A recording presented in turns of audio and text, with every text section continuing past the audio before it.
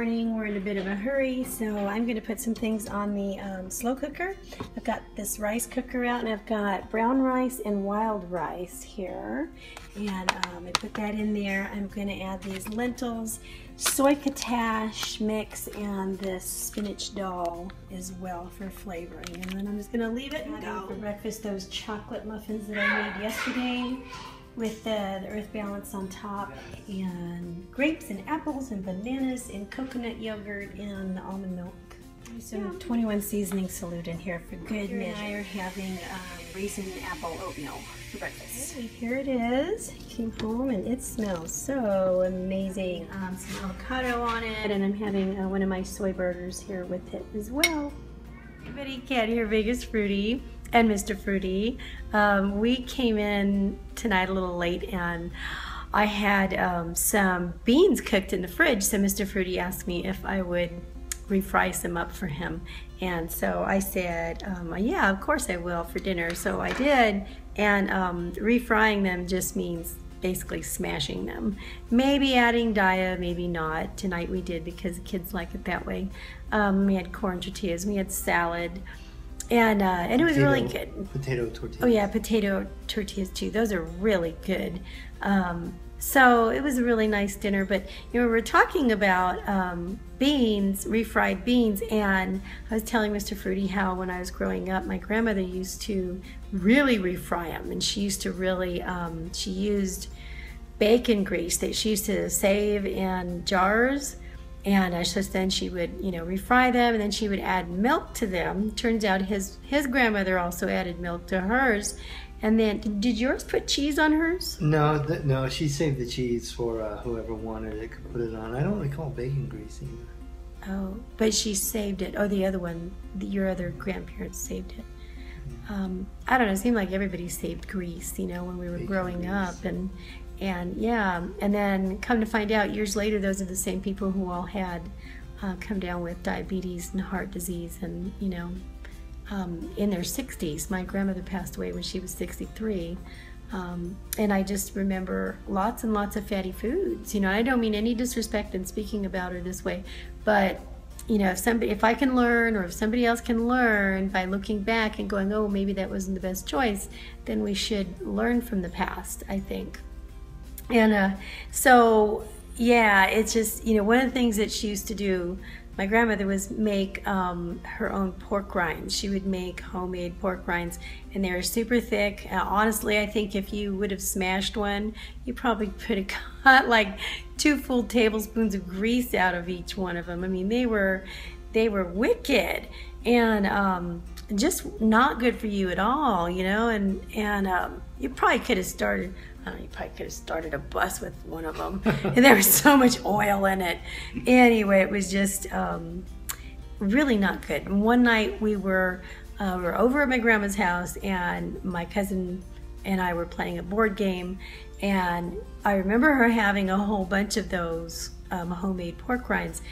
And then all of a sudden she let out this horrible belch, and the stench was like, it was really, really awful. I mean, it was kind of like, remember, I don't know if you've seen that Ren and Stimpy cartoon, but whenever one of them would let out something stinky, it would just like totally morph their face, you know. And I remember how, I know it sounds gross to talk about it, but it like made a concrete picture in my mind. I still remember it today, and so that really turned me off of pork rinds. Did this green cloud come out? Yeah, actually it was so bizarre that she stopped. I remember the surprised look on her face, because she was like, oh my gosh, that is so horrible.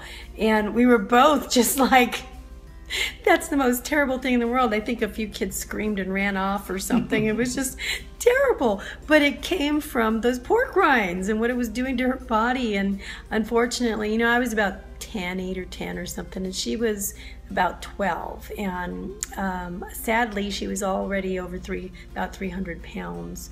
So that didn't help. But anyway, that was one of the things that I remember growing up with, that I would never ever eat again, you know. So My question to you is, what do you remember something you grew up with that seemed normal to everybody, all of your relatives, but that you would never touch again? What was just so disgusting that you didn't realize how disgusting it was back then? And so I asked Mr. Fruity what he grew up with, and he couldn't remember. He said black-eyed peas. And, and I said, well, I don't think those are disgusting. I love black-eyed peas. So, I didn't like them then. I don't like them now.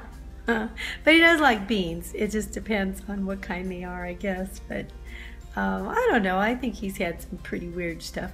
I know he used to have pickled watermelon rinds once in a while. I don't think I ate it. Well, yeah, you told me you didn't like them. But one of his grandmothers used to make them. Liver and onions is the grossest. Liver and onions, yeah. That definitely. Eesh. I used to also grow up with, I've mentioned this before, but we had like a gravy with gizzards in it and stuff. Oh, yeah. And you had that too. Oh, I think that is really disgusting. Yeah, that's pretty gross. I would never, ever. I mean, honestly, yeah. But anyway, yeah, those are probably some pretty bad things. Anyway, just wanted to talk about some gross stuff, I guess, tonight. I don't know. It just hit me. Well, the reason why was because it hit me that, you know, one of the anxieties that I think I felt when I was going from being a meat eater to going vegan, and I think that you need to talk about these things so you can work your way through, is that I felt like, you know, emotionally you're tied to certain foods. And so it's hard for some people to break those emotional ties because they feel like that's also breaking off part of their history and part of their ties to who made them them.